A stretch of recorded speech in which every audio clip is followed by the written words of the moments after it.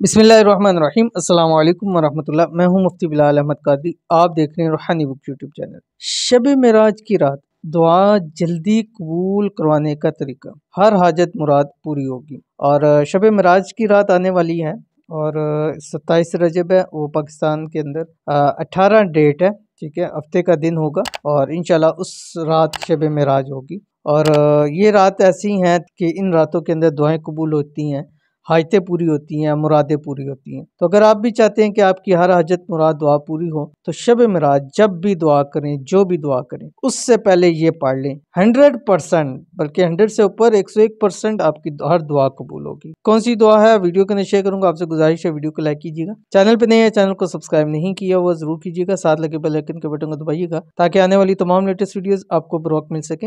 अगर आप हमें फेसबुक पे देख रहे हैं तो हमारे इस फेसबुक पे मुफ्ती बिलाल अहमद कादरी, इसको आपने फॉलो भी जरूर करना। इजाजत के लिए कमेंट के अंदर आमीन जरूर लिखना। ये जो टाइम है आपके पास ईशा की नमाज के बाद से फजर का टाइम दाखिल होने तक, ठीक है, ये टाइम है।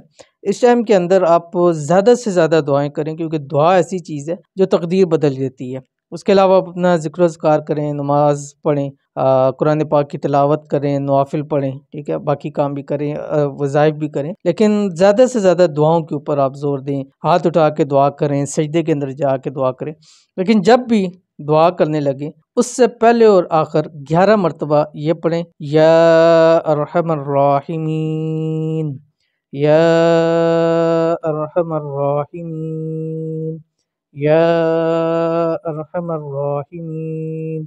11 बार शुरू में पढ़ें, दुआ करें, मांगे। जब दुआ मुकम्मल करें उसके बाद फिर 11 मरतबा पढ़ें। सजदे के अंदर जाके दुआ करें, सजदे में जाने से पहले 11 मरतबा या अरहमर राहिमीन पढ़ें, वापस आके फिर या अरहमर राहिमीन पढ़ें। रब काबा की कसम उस रात मांगी हुई हर दुआ आपकी कबूल हो जाएगी। जरूर अमल कीजिएगा, फायदा होगा। मिलते हैं नेक्स्ट वीडियो के अंदर, तब तक के लिए अल्लाह हाफिज।